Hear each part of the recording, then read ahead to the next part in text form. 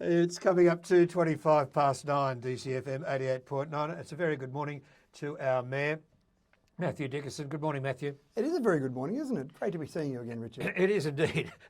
It's at 24 past 9 on the 23rd of December. Pardon me. Look, I've got you in here this morning. Okay, you had a council meeting December. A few things carrying on there. We might like to talk about, but I just thought... Hold on. Carrying on? What do you mean, carrying on? I mean, there's no carry on that goes on at council meetings, Richard. Very serious discussion. You're a very collegiate group. Do you like that? That sounds nice. Carry on sounds like there's all sorts of silliness going on. There's no silliness going on at council at all, Richard. No, there isn't at the moment. There might be if you don't fix Wheeler's Lane very, very shortly. And the cosmetic patches you did the other day lasted 2 days. They weren't very successful, were they? No, because the truck went over them and put it back to exactly what it was. But anyway, it was a nice try. And we do know that we do need heavy patching, and we talked about it before. We have actually taken some of the money from our heavy patching budget and put it across to light patching, just because you get to that point where you just can't do that heavy patching.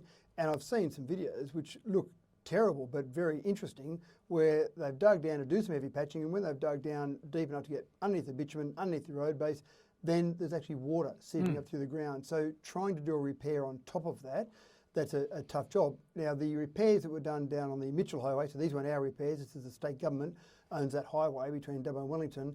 Those repairs along there near Maryvale took a long time to do. And I talked to some of the people involved with that, and they said they just struggled so much when they dig down to do those proper heavy patches.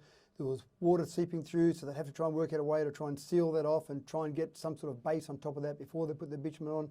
That took a lot longer than it should have done, and I'm not accusing the crews of not doing a great job there. They had a very weak surface to work with, and that's what we're finding all over the place. Now, we've had a bit of sun recently, so finally we've had a little bit of a slackening of the rain, although I look out the window this morning and there's clouds out there, but we've had a bit of a drying out, so we will be able to get to those, but it is difficult to do repairs when you've got an unstable surface. What do you think has been the best achievement of council in 2022? Without a doubt, it comes straight to mind. We've now got some sort of group together where we're actually all working for the betterment of Dubbo. So some trust from the community back in council, having the group there really working towards some common output, some common goals. And we've joked before, we've said the adults are back in charge. And I say that slightly with my tongue in cheek, but it does seem like... I don't think it's tongue in cheek. I think the adults back in charge. I think that is a very good and reasonable statement to make. Well, I think what you want in a community is trust in the group. You want a community that sees that there are people working for the right outcomes. And there are lots of things along the way, Richard, that I could point to, lots of individual outcomes, lots of individual things that have occurred. But the reality is, when I look back over the year and I say, what's the number one achievement? The number one achievement is that now, once again, we've got a group that are working towards those good outcomes for the community, that trust in the group. And I think people, not just the community, but developers, for example. If you want people to develop in a community, they need to have trust that you're going to have good, consistent outcomes. You want anyone that's going to move to a community, people that, new residents, for example, moving to a community, they want to know that they've got a good community to move to, and they do look to that leadership group. So once again, I think we've got that good leadership group there. So I think that's the number one achievement. Lots of other things I can point to, but that's the number one thing. Okay, do you think the auctioning off of the Keswick Estate land was a failure? Failure's too strong a word. It wasn't as successful as I would like. Well, failure, not a success. Well, come on. But anyway. But there is a failure. Seems like it's all, you throw your hands up there and you forget about it all. We didn't sell as many blocks as we would have liked to have done. So we had 52 blocks to sell. We sold 12 at auction. But it doesn't mean... So what happens now? Well, the other 40 will be sold by private treaty, the same as we've always sold them in the past. Yep. And one of the things that this council has been prepared to do is to try things a little bit different. And that's okay. I'm always happy. The only way you get change is by making changes. And we've always done them by private treaty. It's very rare for us to sell any blocks of land, individual dual lock blocks sometimes by auction, but typically we're all selling by private treaty. So why not try auction? What's the risk for us? And again, the risk is very low. We might have spent a little bit of money on an auctioneer to go through that process, but the outcome might have been worth it. And we certainly got some good value for some of those blocks. Yep. We've now got 40 blocks of land left. We'll sell those, and already we've started having inquiries on those. We'll sell those. It's going to take us a little bit longer to sell them than if we sold them at auction, but that's okay. We've got those blocks to sell, And again, it changed a few things in the market. I know some other private developers dropped the prices of their blocks based on some of the prices we were getting at auction. So you might say it's a raging success based on that. But I would have liked to have sold them all. We didn't sell them all, so not as successful as I would like. Do you think the opposition to Regan Park was necessary? Absolutely not. All the process with Regan Park was all about jumping at shadows, misinformation. NIMBY? I don't even think it was NIMBY. I don't think it was anyone focused on what was going to be next to them. I think there was just some mistruths and misinformation spread, and then that gathered a bit of momentum. But as councillors, we all knew we were going along, doing the right thing, taking it through a process, and that's the important thing. We had a process, we stuck to that process, and we've now got a draft Macquarie River Master Plan, both for the North Precinct and the South Precinct. I haven't heard all the people that complain about all the conspiracy theories and all the terrible things and all the secret deals, etc., now come out and say, oh, you know what? We got all that wrong. It looks like the plan was being developed and gee, this is a plan that is quite acceptable and doesn't have all those hidden little agendas in there. Wow, we got it wrong. We won't hear that, and you often won't hear that from people who are happy to spread misinformation and mistruths. But we've got a plan there. It's out on draft now. It encourages people to have a look at it. There's more refinement to occur, but we're going down the right path. But as councillors and as senior staff, we always knew that we were going to go down the right path, and all the other stuff was just noise in the background because we were on the right track. Yeah, it was noise, and I tried to say that to a few people, and I was put in the same basket as you. Anyway, but where are didn't they worry now? me. All those people now that were saying how terrible all that was, where are they now? Where is the commentary on the Macquarie River Master Plan now, or the two master plans now? We're not hearing that, we're not seeing that. And you may say, Richard, that it was convenient for some people to stir up a bit of controversy over that. And sometimes people have got the wrong motivation and the wrong outcomes. And I think one thing that's really strong about this group of councillors is we've got 10 people on there who are focused on good outcomes for Dubbo. And if you've got that, you'll have disagreements. And don't worry, we talk about things and disagree about different things, but you know that people are always arguing for the best outcome for Dubbo. Yeah, well, you got one councillor there who said publicly that he looked at the plan and said, yeah, not bad. The few things I don't like, but again, 10 out of 10. Really agreeing with it. And when you're going through any public process, if you get 100% of people agreeing on something, then almost you think something's going wrong. That's right, because unfortunately in decision making, you've got a variety of opinions out there. We live in a democracy. You don't get shot for having an opinion, so people put their opinions forward, and I welcome that. But ultimately, you're not going to keep everyone happy. And I've said it 1,000 times, Richard, I don't expect everyone to agree with every decision council makes, but I would like everyone to understand. And that's why I spend time with you on DCFM. That's why I spend time talking as much as I can about decisions of council, so that I don't want everyone to agree with me, but I just want everyone to understand why decisions are made. Indeed, and that's what it's all about, and that's that is what should happen. All right, looking forward to 2023. What do you see ahead? I mean, are you pleased about the airport? Well, that's a good start. Now, some people are going to be confused about that. That was $98,000. Thank you very much, state government. That's fantastic for a business case. The amount of money we might need to spend, and obviously that will be developed over the business case, but it could be $90 million that we might need to spend on that airport. We don't have $90 million, and we can't justify the income we might generate out of that airport for spending $90 million. The justification would be, for example, from the state government to add to the firefighting capabilities of Dubbo Airport. We can reach everywhere in the state within an hour, so that's fantastic. We've got the RJ85 at the moment. We've got the Captain Rick from Canada out there, very interesting gentleman out there. They've got the RJ85 they use for firefighting, but the RFS is using 737s going forward. At some point in time, that RJ85 won't be coming from Canada each year. 737s can't land there. That's so right. Then you're starting to do all your firefighting out of Richmond, for example. Well, that's great if you're near Richmond, but what about if you're trying to get to fires out at Wilcannia or Brewarrina or Burke? It's not a 1 hour, it's not a 30-minute flight out to those places, it's a much longer flight. So that's where we think there's a huge case to be argued. Then when you've got that runway lengthened and Hang on, you're saying there's still a case to be argued. I thought it was pretty much in the bag. No, the $98,000 was given to Yeah, council, I understand that bit, yeah. but that's to develop the business case. Right, So at okay. the moment, you and I can say, oh, it makes sense, but it's hard to get money out of government just because we go, oh, look, this is pretty obvious. You need to develop a proper business case so that when they go and hand out a significant amount of money, and as a a taxpayer and a ratepayer in any nation, you want to make sure money is being used in the best possible way. So you want to make sure there's a good business case. Now, once you develop the business case on that, there might be other business cases that develop on the back of that, freight hubs, more transport, better transport, all sorts of things can develop on that. But I think the primary focus will be around that firefighting capability. Yeah, I agree. Agree. Have you spoken to the Labor opposition about it? In terms of state Labor opposition? Yep. Not yet, no. That funding was only announced this week, obviously. So that's very new. We've got the funding for the business case. Yeah. So we have had some discussions with the Labor Party federally. We had some discussions before the last election, and since then we've had some discussions as well.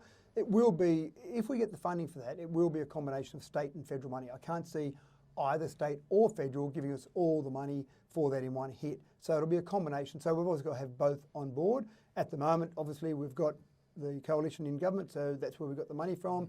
If something changes next year, then we'll have further discussions going down the track. Yeah, it's got to be a bit of a worry, though, the federal government at the present time cutting back on major projects, and we saw the tunnel, Great Western Highway go west the other day, 3.5 kilometres around Medlow Bath. I won't comment on that. I think it's a waste of money, but anyway, that's another story, not to involve council. The deficit is still a problem, isn't it?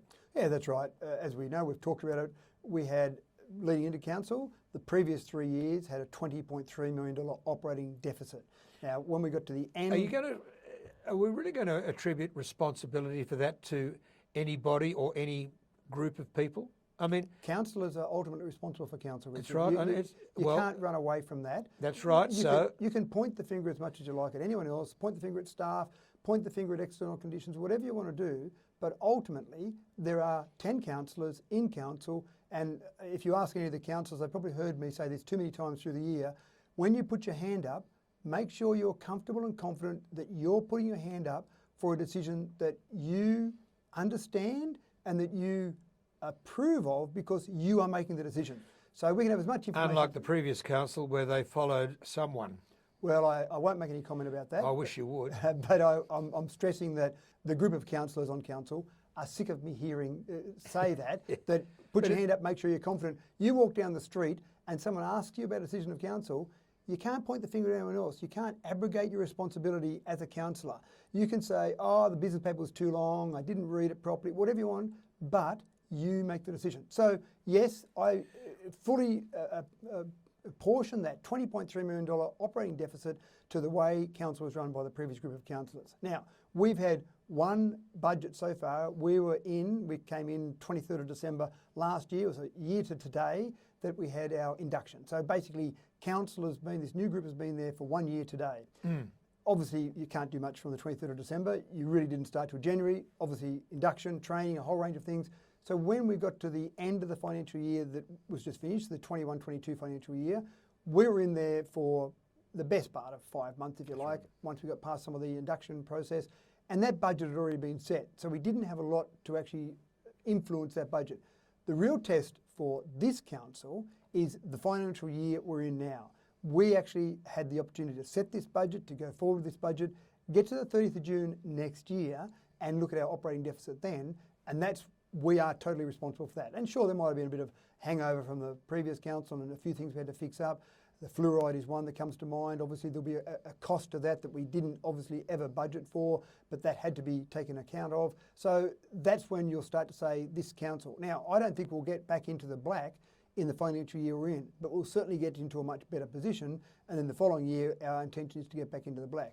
And again, we are trying to be fiscally responsible, and sometimes people ask me about different decisions of council. For example, the Greens, leasing of the Greens. There is one group that missed out on the lease of the Greens and another group that got that. And if you talk to councillors, the decision was made purely for being fiscally responsible. I can't talk about any of the other expressions of interest that came in because it was a confidential session of council. But we can talk about the one who won that, and the one who won that agreed to pay approximately $74,000 per year for that. And I say approximately because it includes outgoings.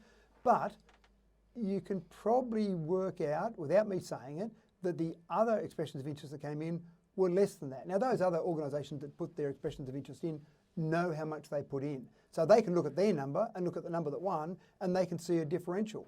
It would have been embarrassing for me to be sitting here talking to you now saying that we accepted a tender for a dramatically lower number, and me in the back of my mind going, wow, I know we had one that was a lot higher, but we went for this smaller one.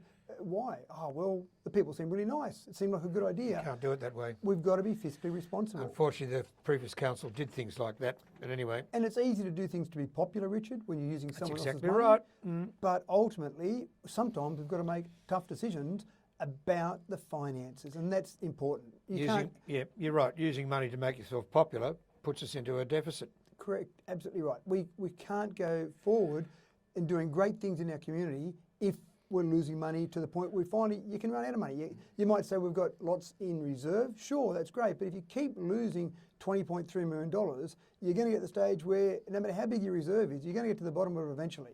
So, right. I would like to ask you about why we're still investing with the Bank of China, but that's another story. Finally, what are we going to do about the conservatorium? That's a really tough one. I knew it was. That's why I saved up for last. It's one of those ones where the state government has got some responsibility for the Conservatorium of Music. You've got a board of directors who've got some responsibility. Ultimately, it's not something that's mentioned in the Local Government Act anywhere that conservatoriums of music should be council's responsibility. What happens ultimately sometimes is that people want a community, in terms of council, to look after things in the community. So we're working with the conservatorium to see if there is any solution we've got out there. But we can't, again, being fiscally responsible, we can't just go and buy a building and say, there you go, there's a building for you, knock yourself out. What we'll try... No, I understand that. What I'm saying is, though, what is the feeling in council to help get the conservatorium once it has to move to another location? So there is no doubt at all that the council would love to be able to help the conservatorium, but we've got to do it in some sort of financially responsible way. So if we can find a building that we could lease to them, and it may not be at commercial rates, but it may be near commercial rates.